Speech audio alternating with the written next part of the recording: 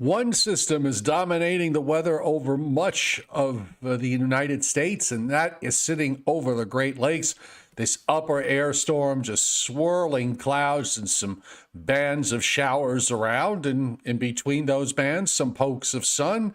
We've got beautiful spring weather up and down the plains and across the deep south, and a little bit of activity going on in the west. Starts off the new week, the first day of the new month of May, on the Joe and Joe Weather Show, brought to you by Omni True Value Hardware at 1226 North Wellwood Avenue in West Babylon, New York. Whether you are a landscaper professionally, or maybe you're just a do-it-yourself homeowner who needs some topsoil or sand or mulch or anything else to make your home great, you can head over to Omni 631-756-1125 for the best prices in town. The website is OmniTrueValue.com. And brought to you by our newest affiliate, Tempest by WeatherFlow. Get the revolutionary Tempest weather system, and it's a pretty good weather system, folks. I have one. And join the fastest growing observing network on the planet. The link to this and other weather merch, that's a 2023 word, merch, is pinned to the top of the chat board. It's also on the descriptor to this video. And if you use the coupon code, Joseph, you get 10%. You get 10% off. But what is the coupon code? What is the? Oh, you mean Joe and Joe Weather Show? Correct. If you use the coupon code Joe and Joe Weather Show, you get 10% off. That's right. I'm sorry, I didn't mean to throw you a curveball. I was looking at the chat board and looking at all this stuff, and it caught me off guard. Which is a good idea. You should be monitoring the chat board tonight, and for any questions or comments, because I will not be able to do that since I'm still on one monitor as I sit here in the my sister's living room in Mississippi. You know, I keep looking at these curtains, and behind me, I keep expecting Carol Merrill to come out and just do the, you know. So while I was waiting for the last 5 minutes, I was watching some Let's Make a Deal, old Let's Make a Deals with Monty Hall and Jay Stewart. I didn't realize how loud the drum roll was at the beginning of the show. Would you make a deal to trade it for $10,000 for one of these three doors, knowing behind one of them is $23,534.64? Several people have to make that decision during the next few minutes as we bring you the Marketplace of America. Let's make a deal. Here's America's Top Trader TV's big dealer, Monty Hall. Now I got the short. I got the short version of the open, which was: these people, dressed as they are, come from all of the United States to make deals here in the Marketplace of America. Boom. Let's make a deal. And here's America's Top Trader TV's big dealer, Monty Hall. Monty. Oh, God, help me. Anyway, what really struck me about it, just really quick before we get into the gloom and doom of what's going on in Weatherland, what really struck me was the first, Carol was standing behind this, you know, the big box, and they pushed the box away, and the prize was a color TV and a recliner. But what really struck me was that the color TV, which, by the way, had an AM/FM stereo radio, quote unquote stereo radio, with a turntable in it, cost $859. Okay, and then you look at this, okay, where probably one of these apps would have cost you, that's on this phone. The app alone and what it does makes up for that television set and then some. I was looking at the camera app here. It's just amazing what technology has changed so much in the last 30 or during our lifetimes. I should say. And interestingly, the zonks, you know, somebody might end up with a spaghetti tree, for example, or an elephant when they, you know, look behind the curtain or they opened up the box, right, and they end up with these crazy prizes. In an interview, Monty Hall said that after the show was over, they would go to the person or persons who got zonked and offer them, let's say, a dishwasher or a color TV or something in place of the zonk. So they actually made out pretty well. Yeah. And the reason why is that by law, if they offered, for example, an elephant, they had to take the elephant. If, however, they were able to dissuade them from taking the elephant and taking a consolation prize, they could do that as well. But by law, anything that they offered as a zonk, like a double-decker bus or two cars welded together, that was the prize, and the contestant who won them had every right to bring them home. And Monty said that the problem with that was that in some cases, those zonks cost upwards to $2,000, $3,000, $4,000 Oh, I to either bet. create or to make or whatever. And so he said that a lot of times when they went to the contestant, they were like biting their fingers, hoping that the contestant would take as a consolation prize a dishwasher, a washing machine, a color TV in place of the zonk, because the zonk sometimes costs a tremendous amount of money to make or to give. It's amazing. Sure. Well, I just want to show you that before we start the show, I just want to show you, I got these pictures were taken by my neighbor about a week ago. So just want to show you who's visiting. Whoops, sorry. Just want to show everybody who's visiting, not on my specific property, but this was on my neighbor's property. And there he is, or she. Not sure which. But yeah, pretty big bear. And this was taken, by the way, at 2:57 in the morning on the 24th. Thank you, Claudia, for sending this. And then there's this one with the bear pretty much lying down there asleep at 2:52. So this one was 2 minutes before. So this is, along with that, Joe, we had a bobcat and a couple of coyote, and on it goes. So they're out for the spring. They're pretty nasty and pretty we have seen on my property, we have seen every conceivable bird or animal except for a bear.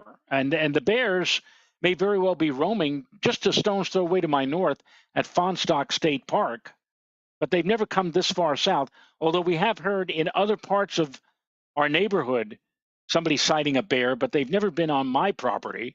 But I've seen everything else. I mean, I've seen raccoons and skunks, and foxes, deer, of course, coyote, and all kinds of birds. We once had a peacock. Supposedly somebody down the road from us actually had a peacock, and I guess in the same manner that the peacock at the Bronx Zoo escaped last week, but they were able to get him back. One day I opened up my window, looked out the window, I did like a double take. I said, "That's a peacock. What's a peacock doing on my property or whatever?" And never did get a chance to take a picture, but that's just another example of the wildlife that we in have action. In action. But I will also say we've been up here since 2002, and I have seen a considerable diminution, if I may use that $10 word, considerable lessening of the wildlife over especially recent years. We still see deer, not as many as we used to. We occasionally will see, a fox, but again, not as. And turkey. We saw a turkey last week, a wild turkey, right adjacent to the house. But I mean, in other years, we've seen like 20, 30, 35 turkeys. We just don't see them as much as we used to. So civilization continues to wreak its head up here in the sticks. In Putnam Valley. Yes. All right. So here we are on the 1st of May. Let's I don't know if you could see it on this map, but I actually went and checked it to see what they were going for. But if you look closely on the watches and warnings map, if you look in the northeast corner of West Virginia, Joe, there are winter storm warnings and winter weather advisories up, and they're going for 1 to 4 inches between 1 and 3,000 feet, and 4 to 8 inches above 3,000 feet. So here we are, the 1st of May, and that's probably as far south as any winter storm warnings have been. Now, I think there were actually a couple occasions where they were up further south over this past winter. We still have them up in the Upper Peninsula of Michigan, by the way, and they're going gangbusters there. But everywhere else, it's just kind of a typical springtime watches and warnings back. We have some wind advisories. What's that little thing up in extreme northern Ohio? I see something that looks like a little blue dot or whatever. By Lake Erie? Yeah. Is that any kind of a warning, or no? That's just I guess that's just the border of the way the map is drawn. Yeah, that's not anything there. Yeah, just got a couple of wind advisories. Was kind of breezy here in northern Mississippi. I'm an hour and a half southeast of Memphis in Tupelo in Elvis land. There's some wind advisories up in parts of interior South Carolina, also in a few counties in Kentucky, western North Carolina, eastern Iowa, and a bunch more in Nevada, western Arizona, southern California. You've got a lot of flood advisories for melting snows and some rain and melting snows up and down the Rockies and also in the Wasatch. And we've still got some flood advisories in Maine. The rainfall amounts, by the way, were... it was the models going back to Friday were forecasting at least 2 to 3 inches, and in many places the combination of the two systems produced almost double that amount. This was definitely an outperformer in terms of rain. Oh, Joe, I got to tell you something. As I mentioned when we were closing out the show yesterday, my wife and I went down to City Island, where we were meeting with other friends from Long Island, including my brother-in-law and his wife. And we went to this restaurant on City Island. And it was raining when we arrived there. But I want to tell you, it was booming down when it was time for us to leave around 6 o'clock. And let me tell you, the drive home, trying to get home last night, I mean, the rain just pounding on down, going through, areas of standing water that had to be anywhere from, 6 to 8 inches high in some cases. Parts of the Sprainbrook Parkway closed because of flooding, diverting us off the Sprainbrook through neighborhoods. I mean, it was hellish in some cases. I mean, a really white knuckle, driving through. Renata kept saying, "Don't stop, don't slow down, just go straight through." Accelerate, and you get the other cars adjacent to you splashing water on your car. All of a sudden you have no visibility in your windshield. It was nothing short of horrible. Now, up here in Putnam Valley, we picked up about 1.5 inches of rain on Saturday, 2 inches yesterday, for a grand total of 3.5 inches for the weekend. But there were parts of New York City, particularly Queens and Brooklyn, that came in with crazy amounts, 6, 7, 8 inches of rain. Yeah, and in fact, there was Ken Musillo in White Plains messaged me this morning that he had about half a foot of rain. I mean, look at this thing on the satellite. I mean, it was just, in terms of the upper air dynamics alone and the tropical air that surged up the eastern seaboard, you had a deepening low. I was looking at the loop last night. There was a closed circulation of, you could see the swirl moving up along the coast from just east of Virginia right up the New Jersey coast. I mean, this was a very impressive setup as it turned out. It was, and certainly I think a lot more rain than what anybody either at WPC or the local National Weather Service offices were expecting. I also noticed that WPC, I meant, SPC did not have any thunderstorm, even general thunderstorm activity mentioned in our local area today. And yet there were places north and west of New York City that did report some thunder activity. Mm-hmm. So maybe tomorrow, the activity, which presumably according to SPC, was going to stay just to our north. Maybe it'll actually include the tri-state area tomorrow, based upon what's happened today. Well, on the close-up loop, I mean, there's a ton of instability today, and there's probably going to be more tomorrow and again on Wednesday. These spokes just one after another coming through. The one thing today that was probably that you're not going to have tomorrow is the one thing you had today was right along the immediate coast, and the atmosphere kind of stabilized a bit, because if you watch the loop, you can see the clouds start to thin out pretty quickly once they reach the coast and move over Long Island and eastern New England. But the next arm is back in Pennsylvania and West Virginia and Ohio, is moving pretty quickly to the east. That's going to hold together, I think, for the overnight into tomorrow morning. So I wouldn't be surprised if you wake up at like 3 or 4 or 5 a.m. that you might see some depending on where you are, you might be seeing some showers. I tell you, it is it was really interesting today, and yes, we did have some fairly strong wind gusts. By the way, did you hear about what happened in the nation's midsection in Illinois? A dust storm took place. Oh, wow. And there were a lot of tractor trailer trucks that ended up, caught in this thing. People crashing into each other because they had zero visibility in dust. I would suppose the dust came from nearby farms and fields. From Mr. and Mrs. W.C. Ridgway of Hollyhock, Virginia. Yeah, but it was. Look at the satellite, the radar loop signature, and I have it centered. It's kind of centered so that you can see Chicago and eastern Illinois. I mean, I'm trying to figure, where this. What do you happen to remember where exactly where this was? What was it in western Illinois or? This was on Interstate 55, north of Farmersville, just before 11 a.m. I don't know exactly. I don't know where that is.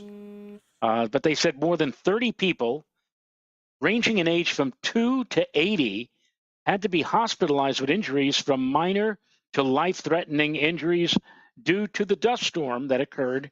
This, according to the Illinois State Police, at an early evening news conference. The cause of the crash, the collisions involved as many as 90 vehicles on Interstate 55, including separate pileups on the northbound and southbound side. The cause of the crash is due to excessive winds blowing dirt from adjacent or nearby farm fields across the highways, and that led to zero visibility. And I say to myself, the last time I heard anything even remotely like this was during the 1930s, during the, quote, Dust Bowl era. And now all of a sudden, here we are almost 100 years later, and now we have a major dust storm, not in Arizona, where you'd expect to have that, or Southern California, and I've driven in dust storms down there, but in Illinois. So it's incredible. One of the two involved in the collisions were two big rigs that had been on fire, roughly 28 other commercial vehicles. 28 commercial vehicles and as many as 60 passenger vehicles all slammed into each other in the midst of this dust storm. So that's, it was an incredible thing. That was on the evening news tonight. In fact, it was the lead story on the CBS Evening News. And sure enough, they showed, video of what looked like zero visibility, not in snow, but in dust. Yeah. Amazing. And meanwhile, you look at the radar signature here. Again, remember, this is the 1st of May. The radar signature, I mean, it's like there's this giant hook. I've never seen anything quite like this for this time of year that I can remember.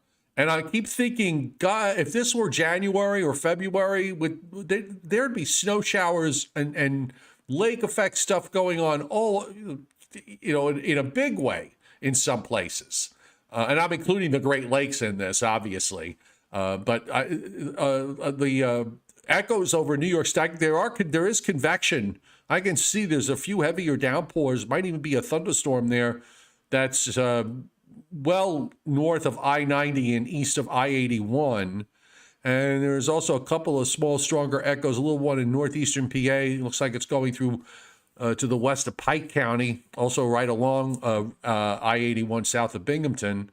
And then you got these showers that are a bit on the impressive side in southern Ohio and right over Indianapolis. So this is a fairly impressive radar to see, given the circumstances. And again, I'll just go back to the full U.S. satellite loop, and you can see that big upper low in the Great Lakes. It's just going to take at least another 2 to 3 days for it to get out of the way. So we're going to be dealing with this sort of self-destructive sunshine and showers in between with these bands going by. The Storm Prediction Center did this afternoon. They've been playing catch-up all day, Joe. They finally did put in this afternoon an area of general thunderstorm risk covering much of northeastern Pennsylvania and north central Pennsylvania and just about all of New York State, except maybe just down to about you. That's where the line is. It also goes into Vermont, but this is they really didn't have much of anything yesterday for today. They had it in southwestern New York and western PA, and then this morning they added to that. There's a small area of marginal risk in eastern Oregon and northwestern Nevada, and that's just about it as far as severe weather is concerned there. Now tomorrow, a small area of risk in West Texas. Now, they drew a risk for thunderstorms, general thunderstorms. I don't know if you can see it on the screen yet for tomorrow, but it's basically, I don't know, draw a line from, say, the northeastern. Watertown. Yeah, Watertown to about Albany, and then south and west to Providence, Hyannis. That's the southern edge, and the northern edge is maybe east of Portland, Maine, up into northern Vermont. I don't know. I mean, I don't see why wouldn't you cover for at least some convection as far south as Pennsylvania and northern New Jersey and New York State, given the position of the upper low tomorrow? That's my question. I just want to add concerning the dust, Renata on the chat board pointing out Farmersville, Illinois is just south of Springfield, Illinois. Springfield is the capital of Illinois, and Springfield is located pretty much in the central or slightly south central part of the state of Illinois. So a little way south of there is where Farmersville, Illinois is, and that's where all the mayhem took place with all of the blowing dust and reduced visibilities today. So there you go. And I agree with you. I don't understand why whoever's at SPC, why they didn't just broad brush much of the Northeast with the possibility of convection or low top thunderstorm activity that may pop up in the situation for tomorrow. So, well, we'll see. I don't know. We'll see. We'll see where they go with this. Meanwhile, I just realized I got to bring up. Always like to show the 7-day precip map, and unfortunately, it disappeared on me. So now I will make it reappear, and there it is. So this takes us through next Monday evening. A 1/4 of an inch in the dark green. The dark blues are 1/2. The lighter blues are 3/4 to an inch, and you can see ample amounts being indicated in upstate New York and central and northern New England. They tail off as you go south. No rain is forecast for southeastern and south central Virginia into northeastern North Carolina. Mostly light rainfall amounts from there south to Georgia and Florida. Then it picks up again 1/2 to 3/4 of an inch in the central and western Gulf states, up to the middle Mississippi Valley, where you've got a patch there of 1.5 inches from East Kansas to western Illinois. And on the busy side in the northern Rockies, the northern plains, and in the Pacific Northwest, 3/4 of an inch to 1 inch, 1.5 inches. Actually, pretty showery with rainfall amounts all the way down to Southern California, including San Diego. So, it's a pretty straightforward forecast dilemma here, and that is, when does the upper low get out of the way? And you see it there. This is for Tuesday morning, all wrapped up with no place to go, because you've got a blocking low that's sitting between between Newfoundland and the Azores. That's not going anywhere fast. You've got a cutoff low off of the coast of Southern California. And of course, you got this big animal here in the eastern part of the United States, and nothing but higher than normal pressures all across Canada and back up toward Greenland and even up into the Pacific Northwest. So it's a matter of that Azores low to get out of the way, which it finally does. And the upper low, Joe, is being forced southeastward because there's an upper high over Labrador that's building through the middle of this week. So the only escape route this thing has is to go southeast. And that's what it does. The upper low goes right off the New Jersey coast and then turns east-west and moves out to 40 and 60, finally pulling away. And I'm just looking here as we get toward the end of the week. You know, there's troughing off the east coast, but it does look like we'll be on the edge of some ridging this weekend. So I think you can make a case that while we're under the influence of all this troughing through Friday, temperatures will be below average, but maybe we could see temperatures start to inch up closer to normal, or maybe even go a little bit above normal for a day or so next Sunday into Monday. You know, just a little bit, just a little bit. Maybe see temperatures. Maybe we could get temperatures to get into the 70s in some places. It would be nice to be close to normal, because this week overall is so ridiculous with the incredibly chilly temperatures, as much as 8 or 10 degrees below normal on a daily basis. And today was just another case in point about that. Yeah, and that certainly is going to be, that's going to be the dominating factor here all week. The one thing that keeps the nights from getting cold is the fact that you've got you're under this upper low. So it's not like you're going to have clear skies and light winds and radiate. So that at least is a bit of upside.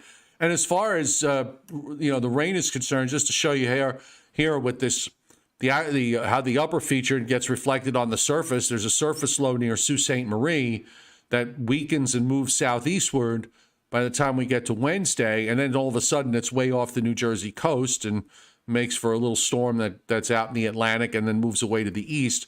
So you see how the model does spray overnight into Tuesday morning with some precip, and again during the day tomorrow. And yeah, that is blue in western PA, down into West Virginia, and also over Michigan, because the air aloft is very, very cold.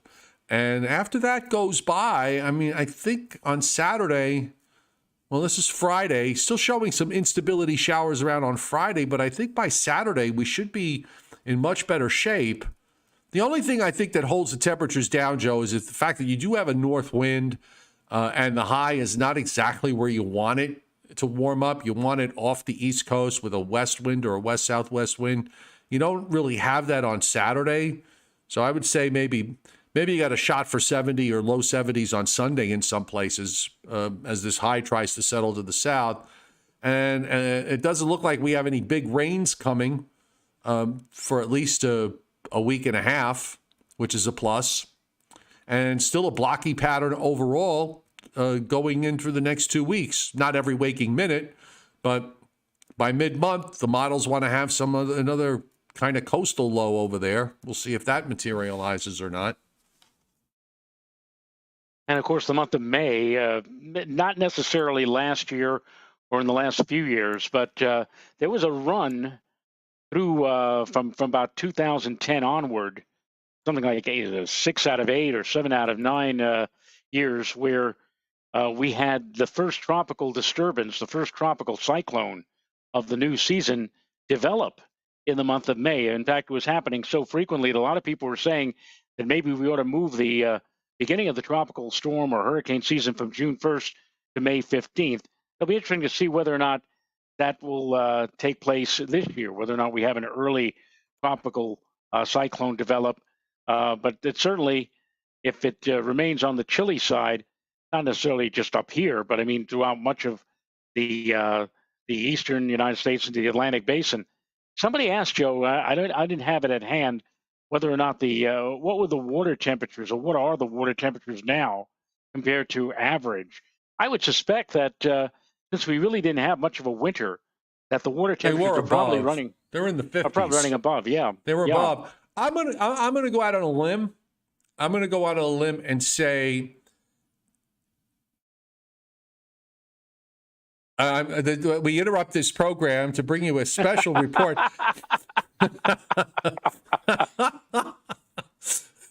I am told by the executive producer that in our local newspaper, the Journal News, which is run by lowhud.com, that there is an article about sea surface temperatures, which I did not see because I'll tell you what, quite honestly, we get the Journal News, but it has gotten so much smaller and so thinner in recent years. The only thing that I actually look at the Journal News every day is the comic strip Luann.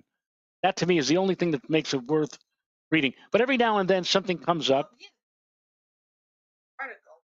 Ocean temperatures are shockingly, Joe, shockingly high. Not just high, but shockingly high. Okay. Experts fear we may all be in hot water soon. Oh, ha ha! It is to laugh. Okay. Yes. If they're going to beg the argument over the fact, if they're going to make the argument that because of the hot water, the shockingly hot water, that we're going to wind up with, an extraordinary hurricane season up the East Coast, I wouldn't make that bet just based on that one factor. I mean, there's obviously so many other things. And you know what? Okay, I just want to quote from the quote here because Renata is insisting that I just pointing out the key things here in this article. Land surface temperatures also saw increases over the winter and early spring. The March average global. No, this is global. I want to know about the water. March was the 529th consecutive month with temperatures above the 20th century average. Global sea ice reached its second smallest extent since records began in 1979. It was the fourth warmest January to March on record. In recent months, temperatures. All right. Well, we all know this. We all know that we're going to die of global warming. Wait, okay, hold on just a second. So it's the 529th consecutive month of what? That the temperatures have gone above the average. Now, is that for the global? Is that global? That has to. Well, I would imagine that's what it is. I would like some context about that. That's the thing. I'm not sure. Just hold on a second. Once upon a time, I could do this. 529 divided by. Oh God. Let me try this again. Dear. 529 divided by 12 equals. Once upon a time, I could do that in my head. So wait a second. So according to this, 529th consecutive month. Okay, Joe, that's 44 years. Okay. So you mean to tell me that for every month since 1979, right? Right. I mean, I'm putting the question out there. I don't know the answer to this, but I'm just trying to get a context of what they're trying to say here. So every month since 1979 has been the global temperature has been above average. I guess so. 44 years is a long time. I know. I can remember 1979 very clearly. It was a cold winter. Yeah. All right. Well, I mean, I was just kind of curious about the context because you get these stats thrown at you. Who wrote the article? Was it written by a science person? She took the article away. She's walked away with it. I guess she went back upstairs. She's protecting the source. Who wrote the article? Was it a scientist or a staff writer? Oh, or an intern. Or an intern. Article. I know. So I guess USA Today. It's written by USA Today writer Dinah Velez Pulver. All right. Well, I would just not any relation. Not any relation to Ensign Pulver from Mr. Roberts. All right. But, I think it's fair to ask these questions because there's almost a formulated. If you ever read these climate stories, Joe, and maybe you'll disagree with me, but there is a formula way that they are written. You can just kind of insert the fact, and they all pretty much say the same thing, and they put the mandatory dire quote from somebody, and that's it.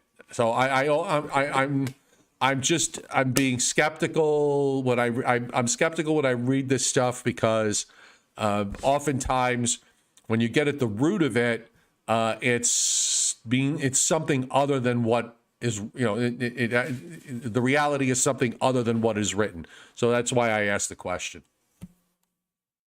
Okay, that's fair. No, it is. Some people think we shouldn't be allowed to ask those questions. Okay, I'm just pointing that out.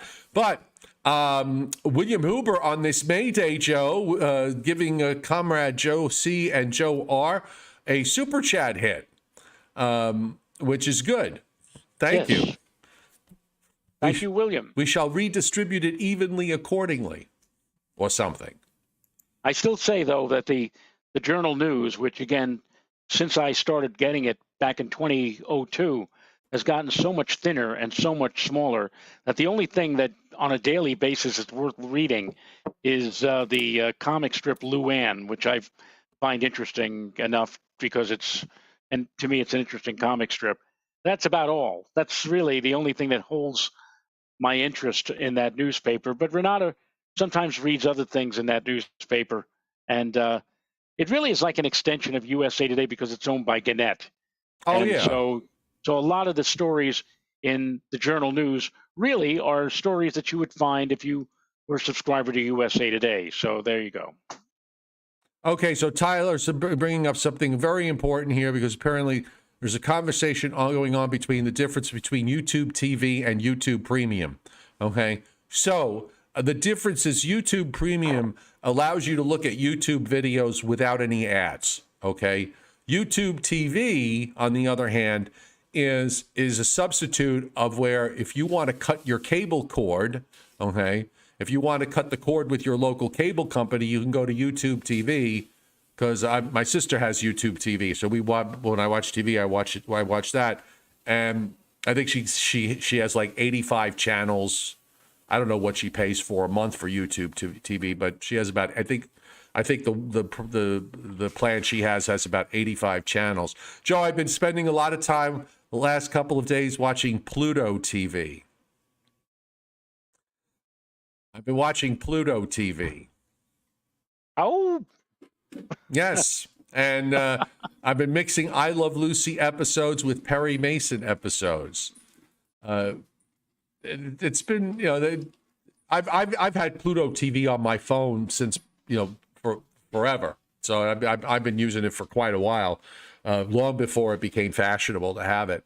But I'm going back to Perry Mason as soon as once we wrap up the show tonight.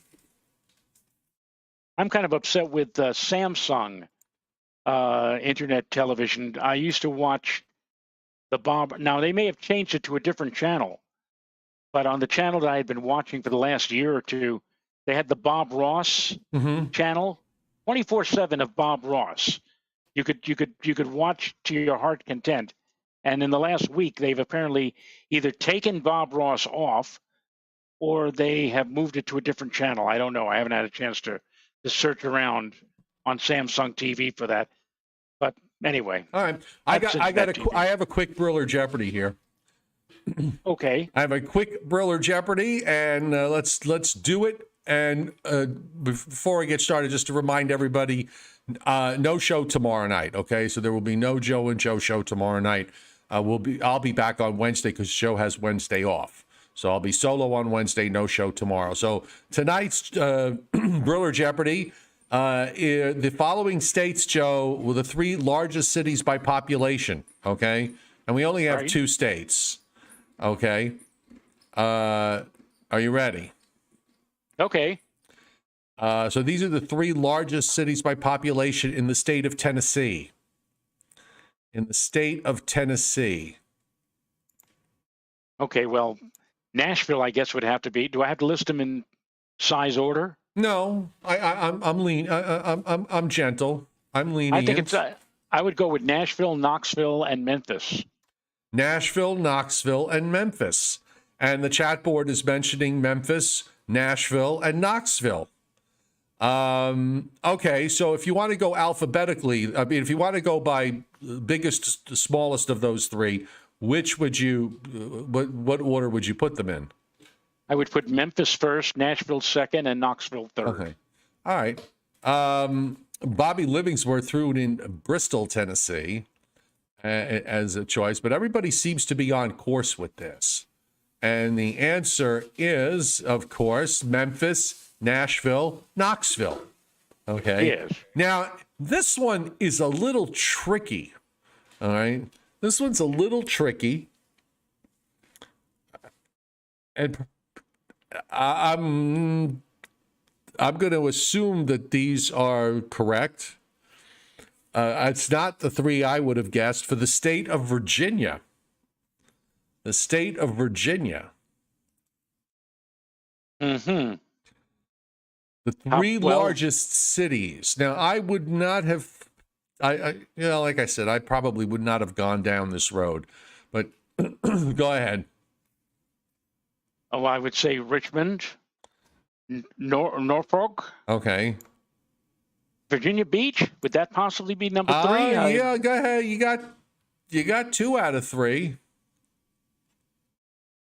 Well, if it's not, all right. Richmond and Norfolk, Virginia, Virginia Beach, Roanoke. Okay. I just want to check something here. Just give me a second. Okay. Okay. Really, I'm kind of surprised. This is very interesting. All right. All right. So, no on Roanoke. Okay. So what did what did you say? I'm sorry, you said Virginia Beach. Virginia Beach, Norfolk, and Richmond. Okay. So you got 2 out of the 3. Okay. I don't know that anybody's going to get this, to tell you the truth. I'm looking at the chat board. Alexandria, no. Newport News, no. Lynchburg, no. Virginia Beach, yes, but in Richmond, no. Lynchburg, no. Newport News, no. I don't know. Like I said, I'm going back. I'm trying to see if I skipped anybody. Alexandria is not, it really, I don't know what list Scott used, okay? And I don't think anybody's, I never would have guessed this, Joe. Chesapeake, Virginia is the second largest city in Virginia. I don't even know where that is. I have never actually heard of this. Have you ever heard of Chesapeake, Virginia? I've heard of Chesapeake Bay. No, I understand, but I've never heard Chesapeake as a city. But apparently, Virginia Beach is the largest city in Virginia. A population of 457,684. Okay. Chesapeake is the second largest city in Virginia, although they don't give numbers here. Now, according to Virginia demographics, Virginia Beach has a population of 457,658. Chesapeake, Virginia has 247,172, and Norfolk has 238,556. I'm a little, again, like I said, I don't exactly know where Chesapeake, Virginia is. So, that was a shock to me. I would have probably guessed, maybe, although I've been to Roanoke, I've been to Lexington. I mean, those are small. They're not, we use them as weather cities with observations, and certainly Roanoke does, but having been in Roanoke, it's not big at all. It really isn't that big. Charlottesville, I would have thought would have been a bigger city, but and maybe Alexandria, because it's right around the Washington, D.C. right around Washington, D.C., but nope, not even in the top 3. Amazing. It is. We learn something new every day. Isn't that nice? Yes. All right. So we have, let's see, did I acknowledge the super chat hits tonight? We had. Did I We do? had We had William Huber. right, and that's it. Okay, so that's it. All right. So we'll leave it at that. Okay, so again, no show tomorrow night. I'll be back on Wednesday. You and I will be back together on Thursday. Thursday. On Thursday. Yes. Okay, so everybody have a great rest of your night. Good day tomorrow. We'll see you on Wednesday. And I'm driving back tomorrow, so I will be on the highway. Bye-bye. Bye-bye.